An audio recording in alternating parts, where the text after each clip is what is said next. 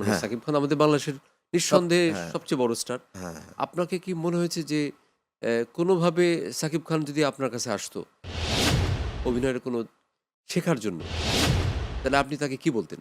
যে তার কোন জায়গাটা ইমপ্রুভ করার আছে? আ ওর ইমপ্রুভ করার যেমন ওর মানে বডি ল্যাঙ্গুয়েজ এগুলি খুব ভালো। এক্সপ্রেশন এ একটু কিন্তু উনার এক্সপ্রেশনটা একটু আরেকটু আমার কাছে মনে হয়েছে। সবচাইতে প্রিয় কে আপনার? সবচাইতে প্রিয়? প্রিয় কে? কে? একজন। মা। মায়ের ব্যাপারটা আমাদের জন্য খুবই সেনসিটিভ সবসময়। যে মানে মায়ের ব্যাপারটা সেনসিটিভ, কারণ যতক্ষণ মা ছিল, আমারও মা নেই আমি জানি। হ্যাঁ, মা যতক্ষণ ছিল ততক্ষণ এটা বোঝা যায়নি। আমি আপনাদের সামনে হাজির হয়েছি একটা অনুষ্ঠান নিয়ে। অনুষ্ঠানটার নাম কিছু প্রিয় অপ্রিয় প্রশ্ন। এই প্রিয় অপ্রিয় প্রশ্নের যে অনুষ্ঠানটা, এই অনুষ্ঠানের মধ্যে আমি বিভিন্ন মানুষদেরকে হাজির করব। যে মানুষগুলোর সাথে আমি কথা বলব, আড্ডা দিব, তাদের ভিতরকার অনেক কথাবার্তা বের করার চেষ্টা করব। তাদের সাথে কথা বলার মধ্যে, আড্ডা দেওয়ার মধ্যে হয়তো আমাদের অনেক কিছু জানা যাবে, অনেক মজার কিছু জানা যাবে, স্মৃতি জানা যাবে, হয়তো অপ্রিয় অনেক কথা জানা যাবে, দুঃখের কথা জানা যাবে, শোকের কথা জানা যাবে। এই অনুষ্ঠানের মাধ্যমে আসলে আমি আ সবার সাথে আমার অতিথিদের সাথে একটা ইন্টারেকশন করার চেষ্টা করব। তো চলুন অনুষ্ঠানের দিকে যাই। অনুষ্ঠানের সাথে আমি আছি অঞ্জন আইচ। আজকে আমাদের সাথে এখানে উপস্থিত হয়েছেন আমার খুব প্রিয় মানুষ। অ্যা এতখানি প্রিয় মানুষ যার ইন্ট্রোডাকশন দিতে গেলেই আমার আসলে অনুষ্ঠানের সময় শেষ হয়ে যাবে। আজকে আমাদের সাথে আছে ফারুক ভাই। ফারুক ভাই হ্যাঁ, আমার খুব প্রিয় অভিনেতা। ফারুক ভাই, কেমন হ্যাঁ। আছেন আপনি? ধন্যবাদ আপনাকে অঞ্জনদা আমাকে এখানে আনার জন্যে। আমি ভালো আছি। ভালো আছি দেখেই আসতে পেরেছি। আর আপনি যখন ডাকেন তখন তো আমি আসি। আপনার নাটকে যখন ডাকা হয় তখনই যাই। আজকে আবার একটা নতুন একটা প্রোগ্রামে আমার একটু ভাল লাগছে এই প্রোগ্রামে এসে। আপনি আমার যে খুব প্রিয় মানুষ এটা কি আপনি জানেন? হ্যাঁ, জানি। মানে আ আমি কি আপনার প্রিয় মানুষ নাকি আপনি আমার প্রিয় মানুষ? ২ জন ২ জনেরই প্রিয়। বাট আ আপনার প্রিয় বোধহয় আমি বেশি। মানে আপনি আমার যতটা না প্রিয়, হুম। আপনার কাছে আমি তার চেয়ে বেশি প্রিয়। হ্যাঁ, একটা কঠিন প্রশ্ন করি। আমাদের ২ ভাইয়ের সাথে আপনার খুব ভালো সম্পর্ক। হ্যাঁ, অনিমেষ রাইচ, অঞ্জন আইচ। অঞ্জনা। আমার মনে হয় আপনি অনিমেষকে বেশি পছন্দ করেন ২ জনের ভিতরে? ২ জনের ভিতরে। ২ জনের ভিতরে, হ্যাঁ। হুম, আ কারণ অনিমেষ আইচ হচ্ছে মানে আমার জীবনের যত মানুষের সাথে এই বয়স পর্যন্ত যত পরিচয় হয়েছে যাদের সাথে বা যাদের সাথে সম্পর্ক হয়েছে উম সবাই হয়তো ভালোবাসে কম বেশি হৃদয় থেকে, হৃদয়ের বাইরে থেকেও ভালোবাসে অনেকে। কিন্তু অনিমেষের সাথে আমি জিনিসটা বুঝি যে মানে উনি একদম অন্তরের ভেতর থেকে আমাকে ভালোবাসে। মানে এরকম লোক খুব কম পাওয়া যায়। মানে একদম মানে ভিতরের বিবেকের ভিতরে সে যুদ্ধ করে আমাকে ভালোবাসা দেয় এরকম মনে হয় আমার কাছে। মানে উনার কোনো কাজ নাই হয়তো ১২ টার সময় রাত ১২ টায় ফোন দিল। উনি ২ টায় ফোন দিলেন। উনি মানে কিছু খারাপ লাগলো, একটু গল্প করতে হবে, ফারুক ভাই এইজন্য আপনাকে ফোন দিলাম। এটা কিন্তু আপনি করেন না। না, আপনি আবার একটু অ্যা সবাই তার একরকম হয় না। আপনি আমাকে পছন্দ করেন, ভালোবাসেন। তার একটা কারণ যে আপনি মেক্সিমাম নাটকে আপনি আমাকে চান বা নেন আপনি আমাকে এবং আমিও করি। আর অনিমেষ আইচের কিন্তু কোনো নাটক মানে আপনার নাটকের চাইতে তার নাটক অনেক কম করেছি আমি। কিন্তু হুম, হুম। ওর ফিলিংসটা যেন একটু কেমন। মানে এটা আমি আসলে বুঝায় বলতে পারছি না। এটা আমি বুঝি যে আমি যা ভালোবাসি তার চেয়ে ডবল উনি আমাকে ভালোবাসেন। না, এটা একটা ব্যাপার। আমরা দেখা যায় অনেক সময় আমি অনিমেষ যখন কথা বলি, অনেক সময় না মানে আমার মনে হয় 90% আমাদের কথার মধ্যে আপনি একবার আসবেনই। কোনো না কোনোভাবে আসবেন। মানে ও হয়তো জিজ্ঞেস করে, "তুমি কি ফারুক ভাই কাজ করছে তোমার একটা?" মানে কাজের কথা হয়তো বলে, পরে আরো অনেক কথা বলে। হ্যাঁ, হ্যাঁ? বা ওইরকম অনেক সংলাপ সে মানে দিতে থাকে। তো আমাদের এই প্রোগ্রামের যেটা মানে প্রচলিত ব্যাপার, প্রিয় প্রশ্নের কথা বলছি। আপনার জীবনের আ সবচাইতে উম প্রিয় ব্যাপারটা কি? সবচাইতে প্রিয় কে আপনার? সবচাইতে প্রিয়? প্রিয় কে? কে? একজন। মা। মা। মায়ের ব্যাপারটা আমাদের জন্য খুবই সেনসিটিভ সবসময়। যে মানে মায়ের ব্যাপারটা সেনসিটিভ, কারণ যতক্ষণ মা ছিল, আমারও মা নেই আমি জানি। হ্যাঁ, মা যতক্ষণ ছিল ততক্ষণ এটা বোঝা যায় নাই। হুম, কিন্তু মা যখন মানে চলে গেছে, চলে যাচ্ছে। তারপরে মনে হয় প্রত্যেকটা দিন মনে হয় যে অনেক ভুল করছি জীবনে, যে আসলে আর কেন মাকে মানে আরো সময়টা দিলাম না? কেন মার সাথে আরো অনেক কিছু করা হলো না। হুম? এটা আছে। তো মায়ের মতো আমার মনে হয় না যে মায়ের মতো না, আপন। এটা খুবই মানে আমি খুবই ক্যাজুয়াল উত্তর দিলাম। নরমাল উত্তর যেটা সবাই দেয় হুম, মায়ের ব্যাপারে অন্ততপক্ষে। আর আমার যদি ওইটা মাকে বাদ দিয়ে যদি বলি, তাহলে এখন আমার মেয়ে মায়ের কি একটা স্মৃতি বলতে পারেন যেটা সবচাইতে আপনার স্মরণীয় হয়ে আছে? বলতে পারি। ওই আ এটা মুক্তিযুদ্ধের ৭১ এর যুদ্ধের সময় আমরা যখন ২৬শে মার্চ গ্রামের দিকে রওনা দিলাম। মা ছিলেন অসুস্থ। ঢাকা মেডিকেলে ছিলেন। তার পেট অপারেশন হয়েছিল। এটা ফেব্রুয়ারি এই মার্চের এই ৫-৬ তারিখে অসুস্থ হলে ঢাকা মেডিকেলে নেওয়া হলো। আমরা তখন থাকতাম পুরান ঢাকায় গিয়েছিলাম। আমরা কিন্তু থাকতাম মোহাম্মদপুরে। কিন্তু আমরা জানুয়ারি মাসে চলে গেছিলাম পুরান ঢাকাতে। পুরান ঢাকাতে আমাদের এক আত্মীয়র বাড়িতে থাকতাম। ওইখানে মা অসুস্থ হয়ে গেলেন এবং তখন ওখান থেকে ঢাকা মেডিকেল কাছে ছিল। আর তখন তো অত হসপিটাল ছিল না। মাকে ভর্তি করা হলো এবং প্রায় মৃত্যুর কাছাকাছি চলে গেছিলেন আমার আম্মা। তো যাই হোক, আব্বা ২৫ তারিখ সন্ধ্যার সময় আম্মাকে নিয়ে আসলেন, মাকে। একটা আ বেবি ট্যাক্সিতে করে আমরা তখন ওই খেলতেছি। মা তো হসপিটালে। ধরেন সেই ৭ তারিখ বা ৬ তারিখ থেকে হসপিটালে। তো আমরা বিকেলবেলা আমার ওই ভাতিজাটা যাদের বাসায় আমরা ছিলাম, তার সাথে খেলছি। হঠাৎ করে দেখি বেবি ট্যাক্সি আসলো। তা নামলো আব্বা মাকে দেখি ধরে, ধরে নামাচ্ছে। তা সবাই যে আমার বড় ভাই বলল যে, "মাকে নিয়ে আসলেন যে আজকে তো আনার কথা না।" আব্বা বলল যে, "আমার জানি কেন ভাল লাগছিল না আজকে।" এটা ২৫ তারিখ সন্ধ্যায় কিন্তু। ডাক্তাররা ছাড়তে চায় নাই। আমার মনে হলো না বাসায় নিয়ে যাই। টানলো না। তো ডাক্তার তাও বলে যে, "উনার তো সেলাই কাটা হয় নাই।" আর তখন তো এমন না যে আজকে অপারেশন হলো ২ দিন পরেই বাসায় চলে যায়। তখনকার চিকিৎসা বিজ্ঞানও এত অনেক স্লো ছিল আরকি। হ্যাঁ। হুম, তো যাই হোক, তা আমরা তো খুশি যে মা চলে আসছে।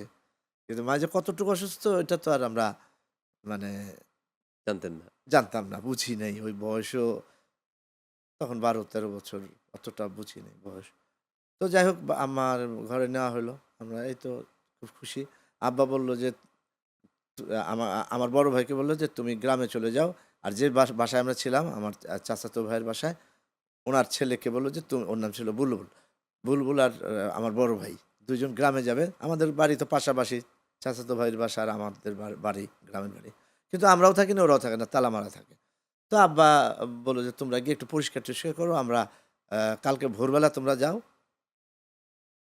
আর আমরা আ ৭-৮ দিন পরে চলে আসি। তারপরে আবার দেশ শান্ত হলে আমরা সংসদ বসলে আমরা আসবো। অন্তত আর এখানে না থাকি।" আমি আব্বার বললাম, "আব্বা আমিও যাই।" তা বলল, "তুমি যাবা? তুমি তো ছোট।" মানে আমার বড় ভাই যাবে। আমি কই, "না আমি আব্বা যাই।" তো কচ্ছে, "যাও।" রাত্রে কি মানে সেই ৯ টার দিকে। খুব খুশি যে যাবো। তো তারপর তো ১২ টার সময় শুরু ম্যাসাকার শুরু হলো হয়ে গেল। শেষ। ২৫ তারিখ গেল। ২৬ তারিখে তখন তো আর কিছু করার নাই। গোলাগুলি, মারামারি সব জানলাম আরকি। আব্বা শুনলেন। ওই ২৬ তারিখে আমরা ওই ১ ঘন্টার জন্যে ২৬ না ২৭ তারিখে যেন শুক্রবার দিন। ১ ঘন্টার জন্যে ওটা আমাকে দেখতে হবে যে ২৫ তারিখ কি বার ছিল, ২৬ তারিখে কি বার ছিল। আমরা শুক্রবার দিন আরকি বের হলাম ঢাকা থেকে। ওই ১ ঘন্টার জন্য কারফিউ শিথিল করেছিল ওই সময় ওরা। চলে গেলেন। ওই সময় আমরা ওই পুরান ঢাকা থেকে জিঞ্জিরা পার হয়ে ওই পারে চলে গেলাম। আচ্ছা, আচ্ছা, আচ্ছা। যাই হোক তারপরে অনেক ঘটনা। আম্মার তো পেটের অপারেশন হয়েছে। আম্মার এই কাটা কাটা হয় নাই।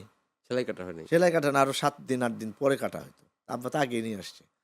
ওইভাবেই আম্মাকে আমরা ৩ দিন ধরে এই একটা ওই মতো এরকম বাঁশের মতো নিয়ে আব্বা ২ টা লোক ঠিক করলো কাঁধে কইরা তারপরে হেঁটে গেলাম।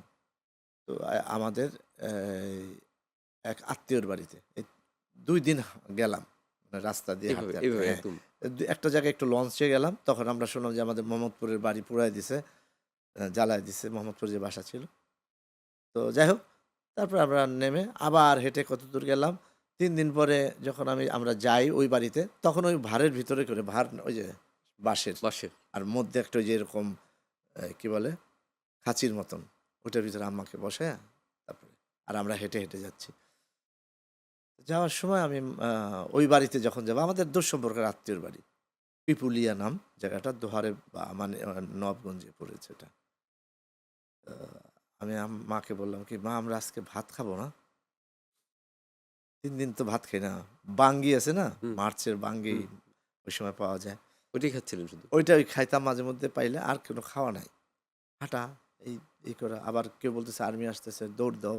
এই অনেক ঘটনা, আমি তো অনেক ছেড়ে বলছি। যাই হোক, আম্মা তো তখন মানে চোখ দিয়ে পানি চলে আসলো। বলে যে, "হ্যাঁ বাবা, তুমি তো অবশ্যই খাওয়াবে। আমাদের অত বড় আত্মীয় না হইলেও তো মানে কাছের আত্মীয় না হইলেও তারা নিশ্চয়ই খাওয়াবে তোমাদের।" তো ৭১ কি আসলেই এরকম ভয়ংকর কিছু হয়েছে?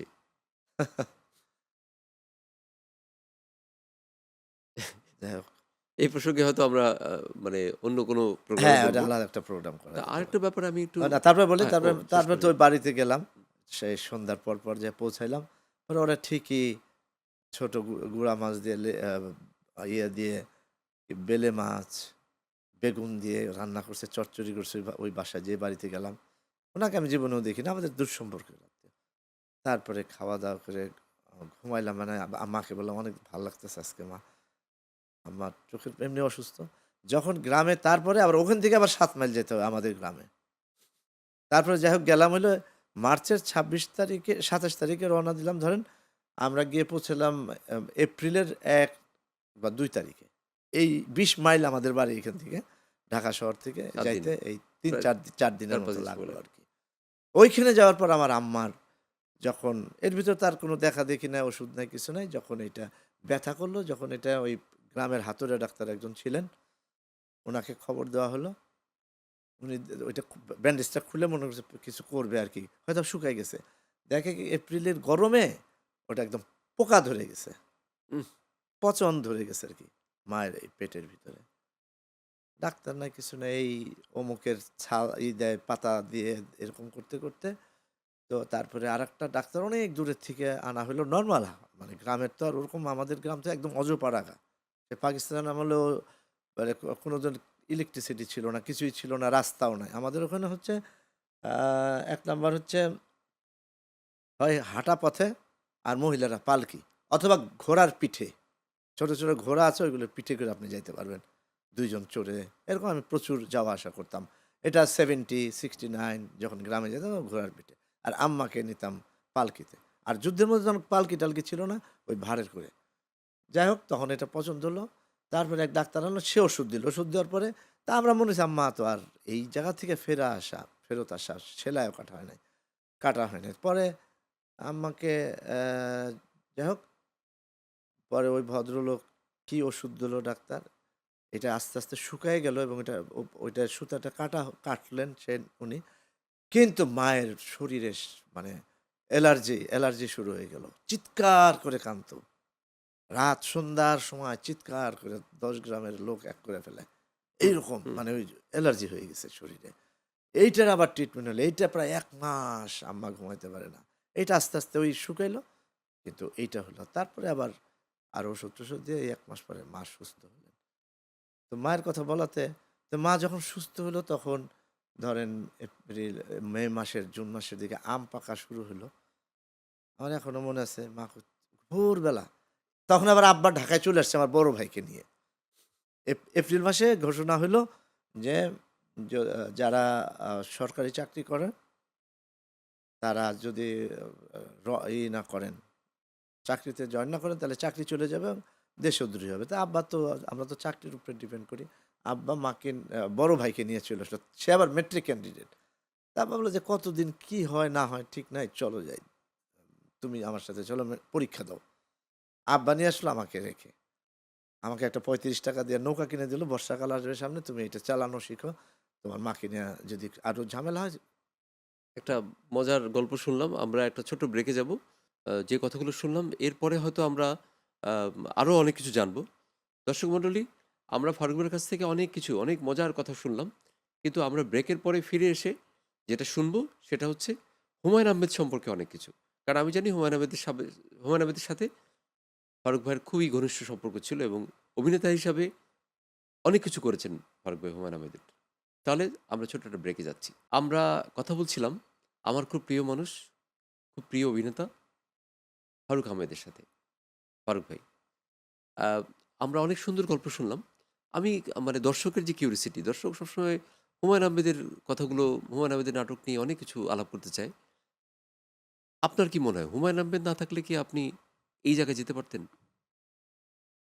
এটা একটা আ প্রশ্নটা একটু কঠিন হয়ে যায় যে আসলে এই জায়গায় আসতে পারতাম কিনা? এটা আসলে বলা মানে ডিরেক্টলি বলা যাবে না। তবে হুমায়ূন আহমেদের কারণে যে আমি এখানে আসছি এইটা আমি বলতে পারি। কিন্তু এটা উনার সাথে আমার যদি সম্পর্ক না হতো, তাহলে আমি আসতে পারতাম কি পারতাম না সেটা জানি না। আমি হয়তো অন্য রাস্তায় যেতাম, কিছু একটা অন্য কিছু হতাম। হুমায়ূন আহমেদ স্যারের আমি কাজগুলো যখন হুমায়ূন আহমেদ স্যারের কাজগুলো আমি অনেক দেখেছি বা স্যারের সাথে হ্যাঁ, আমার ব্যক্তিগত সম্পর্ক ছিল। জি। খুব ভালো সম্পর্ক ছিল। হ্যাঁ, তো আমি স্যারকে দেখেছি যে এটা স্যারকেও আমি বলেছি কিন্তু হুম, যে, "আপনাদের এখানে আপনার এই সেটে অভিনেতার সংখ্যা বেশি।" হ্যাঁ? তো এর মধ্যে কিন্তু ফারুক আহমেদ একজন অভিনেতা। সে মঞ্চ নাটক করে আসছে। তো এটা বলার পর সে কিন্তু আমাকে এড়িয়ে যেত। মানে সে কিন্তু আমাকে এই কথার কোনোদিন উত্তর দেয়নি স্যার। মানে কেন দিত না আমি জানি না। তো আপনার কি এই কথাটা আপনি কি একমত আমার সাথে? না আমি ছাড়াও তো আসলে মঞ্চের অভিনেতা ছিল। অ্যা রেগুলার না। মানে ছিল ধরেন একটা নাটক করত তারপর আর নেই। যা মঞ্চে? মানে না মানে স্যারের নাটক করছে টিভিতে মানে তার সাথে যে কাজ করত, হুম, এর মধ্যে খুব ভালো অভিনেতা কাজ করত ১ টা ২ টা। কিন্তু রেগুলার আপনি যেমন আপনি, এজাজ ভাই, স্বাধীন খসরু, তারপরে শাওন হুম, আ এরা তো সব রেগুলার। যারা রেগুলার কাজ করত, এই রেগুলার বা অনেক লোকজন ছিল না সাথে?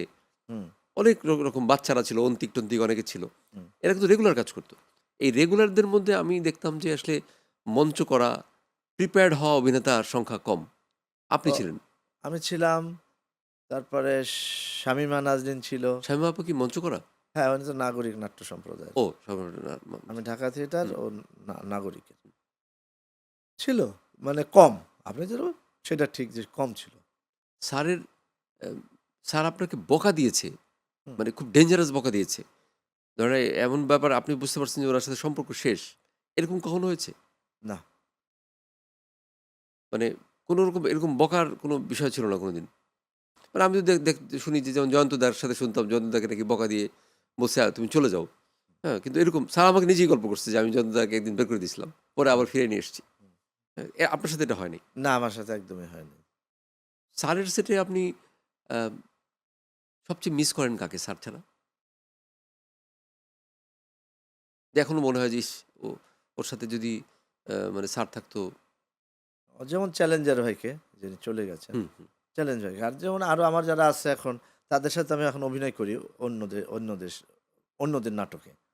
যেমন ডাক্তার এজাজ অথবা শামীমা, এদের সাথে আমি তো কাজ করি নিয়মিত। কিন্তু মিস করি যে চলে গেছেন চ্যালেঞ্জার ভাই। ওনাকে আমি মিস করি। এ ডক্টর এজাজ ভাইকে আপনি কি প্রতিদ্বন্দ্বী মনে করেন কখনো? না, আমি কাউকেই মনে করি না প্রতিদ্বন্দ্বী। আমি একা চলি। আপনার অভিনয়ের মধ্যে একটা স্ট্র্যাটেজি আছে আমি দেখেছি। আপনি সাধারণত আপনার কোয়ার্টিস্ট হিসাবে আপনি কোয়ার্টিস্টটা খুব মেপে কাজ করেন। মানে কাউকে একজন নিয়ে আসলাম, আমি এটা নির্মাতা হিসেবে বলছি। নিয়ে আসলাম আপনি তাকে আপনার ওয়াইফ বা আপনার আ ধরেন প্রেমিকা এই হিসাবে আপনি মানতে চান না। এটার কারণ কি? এটার কারণ হচ্ছে, যেহেতু আমি নায়ক না, অভিনেতা, তো নায়কদের জন্য একটা সুন্দরী নায়িকা থাকে। ভালো অভিনয় করে এরকম চিন্তা করে তারা নেয়। যখন আমার প্রেমিকা বা স্ত্রী করতে চায়, তখন ডিরেক্টররা মনে করে যে ফারুক ভাই তো নায়ক না। ফারুক ভাইয়ের জন্যে একটা নরমাল একটা মেয়ে নেই। যার মূল্য কম, অর্থ মূ অ মূল্য কম। ওরকম একজনকে নেয়। আর নায়কের সাথে নেয় হচ্ছে অনেক আ পেইড আর্টিস্ট, সুন্দরী প্লাস আ ভালো অভিনেত্রী। এগুলি মেপে তাহলে দেখে। আমি আমি এরপর থেকে আমি তো আপনাকে মেপেই নি। কারণ আপনি কিন্তু আবার ওইটা বলেন না যে খুব পেইড নেন। আপনি বলেন যে সে অভিনয় পারে ভালো আমার ১ নম্বর হচ্ছে হুম, যে অভিনয় পারতে হবে। হুম। যখনই কম পেইড এর আর্টিস্ট এসেছেন, মানে যেকোনো জায়গা থেকে, সে সাধারণ মানুষ। স্বাভাবিক কারণেই সে অত ভালো অভিনেত্রী না, তা আপনি থাকে না। আপনি কাদেরকে নায়িকা হিসেবে চান আপনার অপোজিটে? এই মুহূর্তে? যদি বলি যে আপনি কাউকে নায়িকা চাচ্ছেন। এখন তো আর নায়িকা, আমার যে বয়স হয়ে গেছে এখন তো আর নায়িকা আপনার ওরকম, বয়স হয়ে গেছে এটা মানে আমি মানতে রাজি না। নাম্বার ওয়ান, মানে ওই বয়স। আমি 5 বছর আগে আপনাকে দিয়ে নাটক করেছি। আপনার নায়িকা ছিল বাঁধন।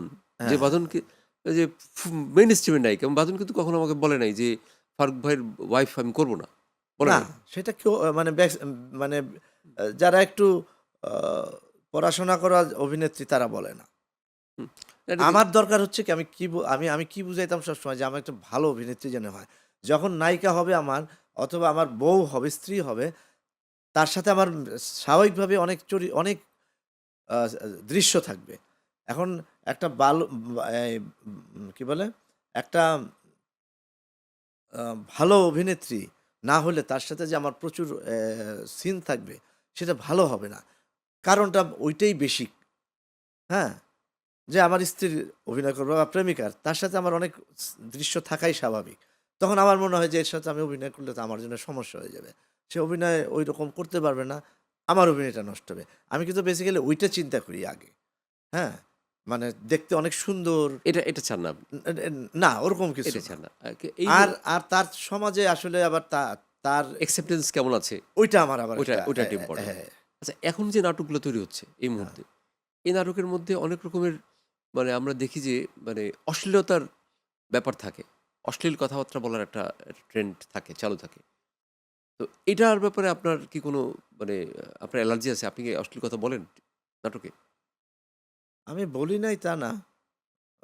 আমি বলেছি, বাট আ বা অশ্লীলতা করেছি এরকম ২-১ টা নাটক আমার আছে। কিন্তু সেটা আমি না অতটা যেমন অশ্লীলতা করেছি সেরকম একটা নাটক আছে। কিন্তু ওটা আমি বুঝিনি যে ওটা অশ্লীল। পরে মিলিয়ে দেখলাম যে এটা অশ্লীল। আর বলেছি সেটা আমার কাছে মানে একটা আনন্দ করতে বলে ফেলেছি। মানে অনেক সময় মজা করছি একটা ইয়েতে সেটে তখন আর বলি। এরকমভাবে বলা হইছে ২-১ টা জায়গায়। কিন্তু তো মানে কিন্তু আপনি কিন্তু আপনার এখন আমি একদম মানে এটা স্ট্রিক্ট। হ্যাঁ, এখন বেশি চিন্তা করি। কিন্তু সেটাও যে সংখ্যায় অনেক বেশি তা না। নাটকের যদি আমি কথা বলি, টিভি নাটক, যেহেতু টিভি নাটকের সাথে আমি জড়িত, লেখার সাথে জড়িত। টিভি নাটকের কোয়ালিটির যদি কথা বলি, তাহলে আজকে থেকে ২০ বছর ১৫ বছর আগের যে নাটক আর এখনকার নাটকের, আপনি কি কোনো ডিফারেন্স করতে পারেন?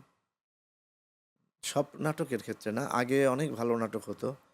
আ এবং অনেক বাজে নাটকও হতো আগে, ২০ বছর আগে। অনেক খারাপ নাটক মানে ভালো খারাপ মানে কি তখন গালি সিস্টেমটা ছিল না। বা কিন্তু মানের দিক আ থেকে আ খারাপ। কি বলে আরেকটা কি যেন বলে? এই ডুয়েল মিনিং। মিনিং হুম।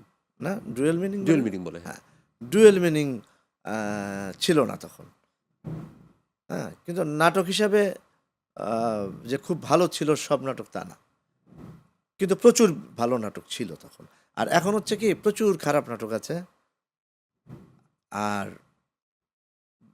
পাশাপাশি ভালো নাটকও আছে। এখনো মাঝে মধ্যে পাওয়া যায়। ওয়েভের কিছু নাটক আছে ভালো লাগে আমার। ওয়েব সিরিজ টাইপের, হ্যাঁ, হ্যাঁ। ওয়েব সিরিজ টাইপের এটা বলে। নাই তা না। কিন্তু এখন খারাপের সংখ্যা বেশি হওয়াতে ভালোগুলি অতটা ই এই বোঝা যায় সময়ের যে অভিনেতা যারা কাজ করছে, এর মধ্যে আপনার কাকে খুব, একজনকে বলবেন যে খুব বেশি প্রমিজিং মনে হয় যে সে খুব ভালো অভিনেতা এই সময় এই সময়ের? নাটকের কথা বললেই চলবে। নাটক, সিনেমা হ্যাঁ, মিলায় হ্যাঁ। বললেও চলবে।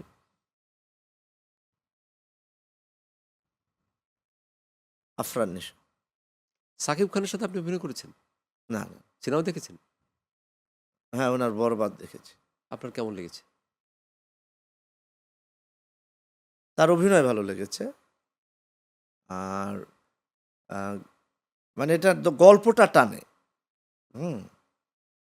না, সে যে এত বড় স্টার, মানে হ্যাঁ, সাকিব খান আমাদের বাংলাদেশের সব নিঃসন্দেহে হ্যাঁ, সবচেয়ে বড় স্টার। হ্যাঁ, হ্যাঁ। আপনাকে কি মনে হয়েছে যে কোনোভাবে সাকিব খান যদি আপনার কাছে আসতো অভিনয়ের কোনো শেখার জন্য, তাহলে আপনি তাকে কি বলতেন?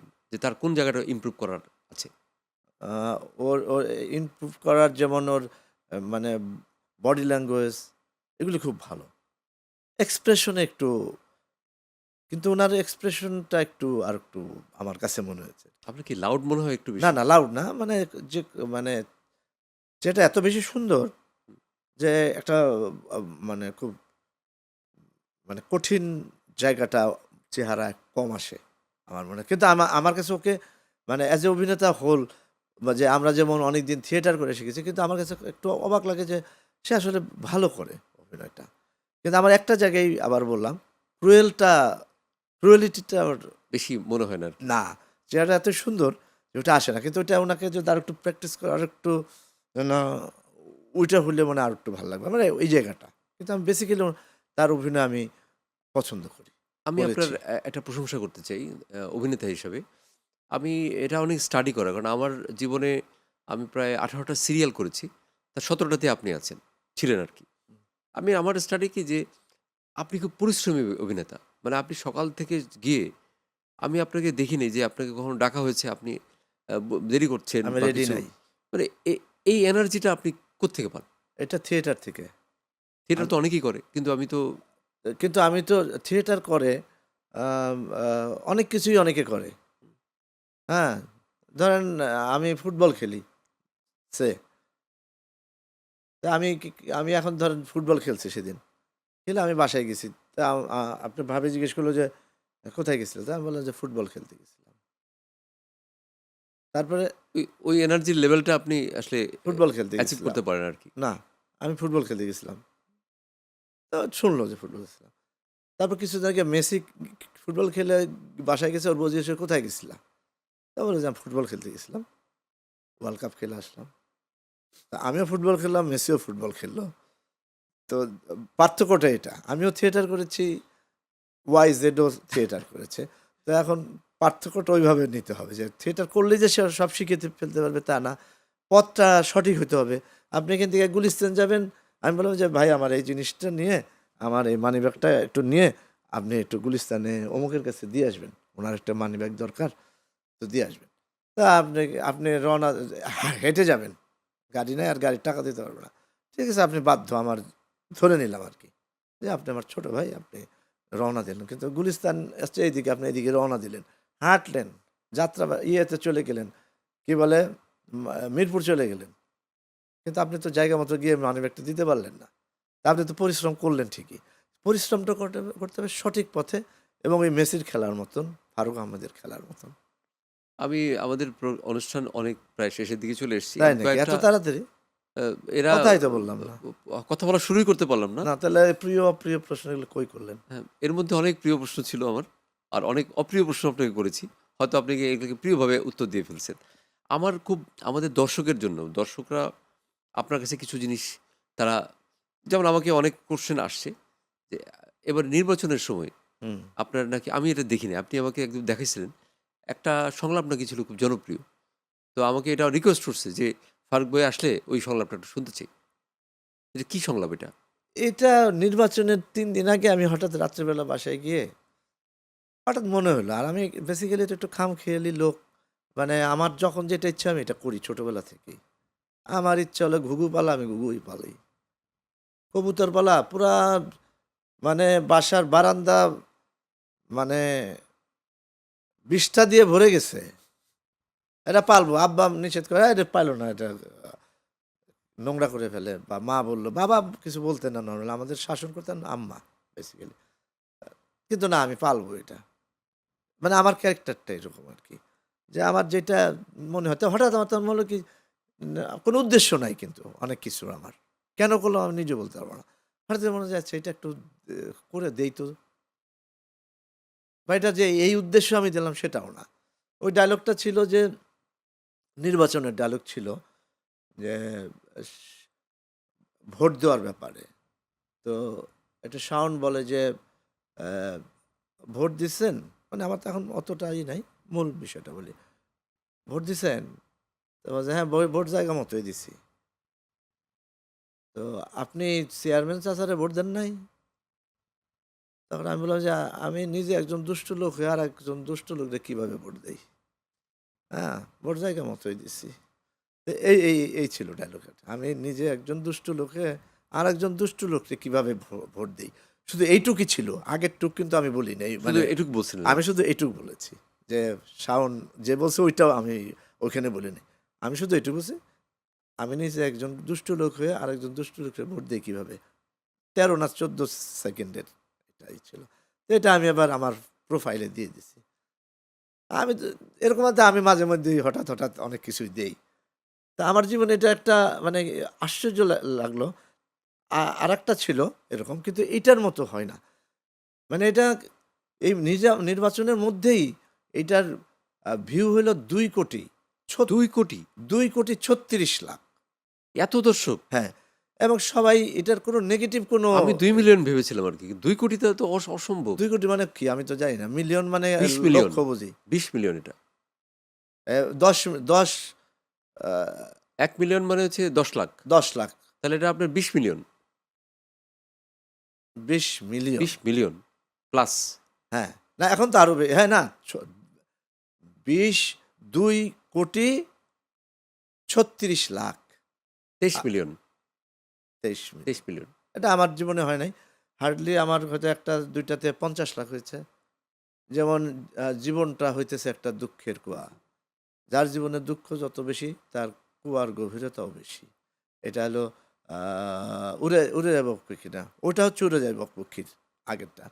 যেটা বলা এখন যেটা হলো এটা হচ্ছে আ আজ রবিবারের। আমি তো আপনার একটা ডায়ালগ মাঝে, মাঝে দিই। আমি আপনার ডায়ালগ কিন্তু মাঝে, মাঝে দিই। যখন ধরেন খুব কাজের ব্যস্ত আমাকে এসে বলতেছে যে, "এটা করে দিবেন না আমারে? একটু দেন না কইরা।" আমি যে গাঞ্জা খাইয়া কুল পাই না। আ আমি হ্যাঁ, ওইটা হলো বৃক্ষ কি মানুষ। ওইটার পুরা সংলাপটা আমি কিন্তু এলোমেলো করে ফেলি। কি সংলাপটা কিরকম এটা? ওই যে চেয়ারম্যান সাহেব হঠাৎ করে তার বিরুদ্ধে পোস্টারিং হইছে। তা উনি পড়তেছেন চেয়ারম্যান গম চোর, চেয়ারম্যান বানান ভুল, গম বানান ভুল এরকম। সে নিজে, নিজে চ্যালেঞ্জার পড়তেছে। ভাই। হ্যাঁ, চ্যালেঞ্জার। তখন আমি যাচ্ছি। এটা সবাই জানে আসলে ইয়ে উড়ে যায় পক্ষীর। তো আমাকে দেখে হঠাৎ করে আমি পিছনে এসে দাঁড়াইছি তখন, "এই এটা তুমি লিখছো?" কেন আমারই লেখার কথা এরকম জিনিস। কারণ আমি খারাপ হিসাবে আপনিই আছি। লিখছিলেন আসলে। না ওইটা আমি ও লিখিনি। আপনি লেখেন নাই না। না। তো, "এই এটা তুমি লিখছো?" তা আমি বললাম যে, আ "না, আমি তো লেখাপড়াই জানি না।" "না, আমি লিখি নাই। আমি তো লেখাপড়াই জানি না। গাঁজা খাই, কুল পাই না, লেখাপড়া করব কোন সময়?" এই ডায়ালগটা ছিল। এই সংলাপটা কি হুমায়ূন স্যারের লেখা? হ্যাঁ, আমি এটা আপত্তি জানিয়েছিলাম। আমি বললাম যে, "হুমায়ূন ভাই আমি তো গাঁজা খাই না, খামাখা আমাকে দেন কেন?" "আরে করো।" মানে স্যার কি এরকম মানে ধরেন অভিনয়ের সময় এরকম ধমক দিত? মানে যদি কেউ রাজি না হতো? একটু মানে আমারও তো জোরে ধরো, "এই করো।"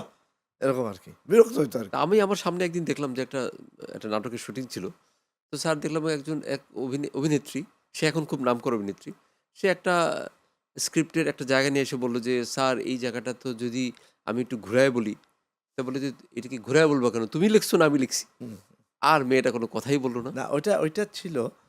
আমি তো অনেক নাটক করা আমার অনেক বলতে কি আমি আমার খুব এটা আমি সব জায়গায় বলি আমার গর্ব যে আমি হুমায়ূন আহমেদের সবচেয়ে বেশি নাটক করা অভিনেতা সংখ্যায়। সংখ্যায়। কোয়ান্টিটিতে, নট কোয়ালিটি। কোয়ালিটির নাটক আরো অনেক আছে। আমি ওইখানে যাব না। কিন্তু আ কোয়ান্টিটিতে আমি বেশি, সংখ্যায় আমি বেশি করেছি হুমায়ূন আহমেদের নাটক। এটা আমার জন্য একটা বিরাট ব্যাপার আরকি।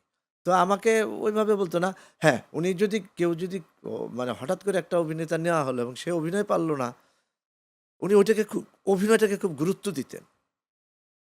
মানে উনি যখন মানে এমনি অনেক মজা করতেন। কিন্তু যখন শুটিং হইতো এবং কেউ যদি অভিনয় না পারত তাইলে সে খুব মানে বেসিক্যালি খুব রাগ হইতেন। তো আমার যেটা হয়েছে যে আমার এই যে আমাকে জানানো হচ্ছে যে আমাদের সময় শেষ, সময়ের সংকুলান। কিন্তু আমার আসলে আপনার সাথে সত্যি কথা যেটা একদম ওপেনভাবে বলতে পারি। আমার যদি এখানে আরো ১০০ জন অভিনেতাও আসতো, ১০০ জন অতিথি আসতো, তাদের সামনেই আমি বলতে পারি। আপনার সাথে আমার আসলে যেকোনো টক শো করা উচিত মিনিমাম ৩ ঘন্টা। না যে আমরা আজকে করলাম, হ্যাঁ, আবার আরেকদিন অন্য নিয়ে করব। অনেক আছে হ্যাঁ। জীবনের কথা সব মানে বলব। আপনাকে আসলে কিছুই জিজ্ঞেস করা হয়নি। প্রিয় প্রশ্ন মানে আমার কিছু প্রিয় অপ্রিয় প্রশ্ন যে প্রোগ্রামের আমি অনুষ্ঠান করতে যাচ্ছি, সেই অনুষ্ঠানে ফারুক আহমেদের প্রিয় এবং অপ্রিয় কোনো প্রশ্নই আমি উত্তর করতে পারলাম না। আপনার সেই একটা অপ্রিয় প্রশ্ন করেন এখান থেকে। আছে অপ্রি লেখা? অপ্রিয় প্রশ্ন মানে আমি করতে পারলাম না। এর জন্য আমি ব্যর্থ উপস্থাপক। এটাও স্বীকার করে নিলাম আমি। কারণ যে উপস্থাপক যদি ঠিকঠাক প্রশ্ন করতে না পারে তাহলে সে ব্যর্থ। না, তাকে অবশ্যই নিষ্ক্রান্ত না, করে ওটা দেওয়া উচিত। ব্যর্থ না। কারণ আমি মানে এত কথা আমি বলেছি যে আপনি আসলে প্রশ্ন করার আর সুযোগ পান না। আমি এর মধ্যে অবশ্য আপনাকে প্রচুর প্রশ্ন করেছি বিভিন্ন অ্যাঙ্গেল থেকে। হ্যাঁ? আমি একটা কি জানি কাগজ মনে হচ্ছে যে আমি বেশি বকবক আমি করি। একটা কাগজে লিখে নিয়ে আসছিলাম। কিন্তু সেই কাগজের কোনো প্রশ্নই করিনি। হ্যাঁ? সেটার একটা করেন। এটা একটা প্রশ্ন করতে পারি যে, হঠাৎ করে এতদিন পরে আপনি মঞ্চনাটক ডিরেকশন দেওয়া শুরু করলেন কেন? 'রংমহল'। রংমহল। হ্যাঁ, আমি একটা নাটক ডিরেকশন দিয়েছি ৪২ বছর পরে। হ্যাঁ, এর আগে আমাকে দল মনে করত যে আমি হয়তোবা ওই পর্যায়ে আমি দিতে পারবো না। আর আমারও একটা ইচ্ছা ছিল। আমাকে অবশ্য আরো ২-৩ বছর আগে একটু বলা হয়েছিল যে, "তুমি দাও।" আমি আবার নাট্য সম্পাদক ছিলাম জাহাঙ্গীরনগরে। আমার জাহাঙ্গীরনগর থিয়েটার করা। ওখানে আমি কিছু নাটক ডিরেকশন দিয়েছি। নাট্যাচার্য সেলিম আল দীন আমাকে সবসময় বলত, "তুই ডিরেক্টর হ, ডিরেক্টর হ।" আমার নাটক যখন ডিরেকশনের নাটক দেখতেন, তখন উনি আমাকে বলতেন, "তুই ডিরেকশন দে, ভালো করবি।" তো আমি মানে কি কারণে যে আমার ভাল লাগতো না। আমি প্রয়োজনে দিতাম। প্রয়োজন কি? যে যখন জাহাঙ্গীরনগর থিয়েটারে আমি আহ্বায়ক হলাম, মানে আমি নেতা হইলাম আরকি। ১ম নেতা হলো কাইজার আহমেদ নামে একজন। উনি আমার ১ বছর সিনিয়র ছিলেন। সেকেন্ড নেতাই আমি আরকি আ আহ্বায়ক হিসেবে। তো আমি হওয়ার পরে আমাকে কিছু নাটক ডিরেকশন দিতে হলো। ৪-৫ টা নাটক আমি ডিরেকশন সেগুলো প্রচুর ইউনিভার্সিটি লেভেলে খুব ভালো হইলো। তো এতদিন পরে আপনার এই ডিরেকশন দেওয়ার জন্য আপনাকে অনেক অভিনন্দন। আমাদের সময়ের সংকুলানের কারণে অনুষ্ঠানটা আসলে শেষ করতে পারলাম না। অনেক কথা বাকি ছিল। এত প্রশ্ন নিয়ে আসছি, সেই প্রশ্নের ধরেন যা প্রশ্ন মেইন প্রশ্নই করা হয়নি। হুম। হ্যাঁ, সব আমরা ওই যে অতিরিক্ত প্রশ্ন করা হয়ে গেছে। তো দর্শকের উদ্দেশ্যে আপনি যদি কিছু বলেন? দর্শকদের উদ্দেশ্যে একটাই কথা বলবো, সেটা হচ্ছে যে আমি আবারও প্রোগ্রাম করব এখানে। আমি ১ম এ ধন্যবাদ দিচ্ছি চ্যানেল এসকে আমাকে এখানে ডাকার জন্য। সকল কর্মকর্তা, কর্মচারীবৃন্দ যারা আছে তাদের সবাইকে, এবং সবার সাথে আমার পরিচয় হয়েছে এবং অত্যন্ত ভালো। আর দর্শকদের উদ্দেশ্যে আমার কথা হচ্ছে, চ্যানেল এস দেখবেন। এই এই এই চ্যানেলটি আমি দেখি। এই চ্যানেলে কিন্তু খুবই ভালো, ভালো প্রোগ্রাম আ দেখানো হয় এবং এরা অত্যন্ত যত্ন সহকারে, এটা কিন্তু শুধু বলার জন্য আমি বলছি না। আপনারা দেখবেন, যারা আমার ভক্ত ভালোবাসেন, এই যে ২ কোটি লোক যে আমাকে আমার যে আ একটা ক্লিপে আপনারা আ ফ দেখেছেন, ভিউ হয়েছেন, তারা অন্তত দেখেন, তাইলে তো ২ কোটি লোক আমার এই চ্যানেল এর দেখা হয়ে যাচ্ছে। চ্যানেল এস দেখা হচ্ছে। যাই হোক, তার মানে আমার অনেক ভক্ত আছেন, তারা দেখবেন চ্যানেল এস। আর সবচেয়ে জরুরি কথা হচ্ছে, দেশের জন্য কিছু করার চেষ্টা করবেন সবাই, যে যেখান থেকে পারি আমরা, এবং এই দেশটাকে ভালোবাসবেন, দেশটাকে ভালোবাসবেন। সকলকে ধন্যবাদ। ধন্যবাদ ফারুক ভাই। দর্শককে অনেক অভিনন্দন, শুভেচ্ছা আমাদের সাথে এতক্ষণ থাকার জন্য। আজকে আমাদের সাথে ছিল ফারুক ভাই। সবাই আমাদের চ্যানেল এস এর সাথে থাকবেন। ধন্যবাদ।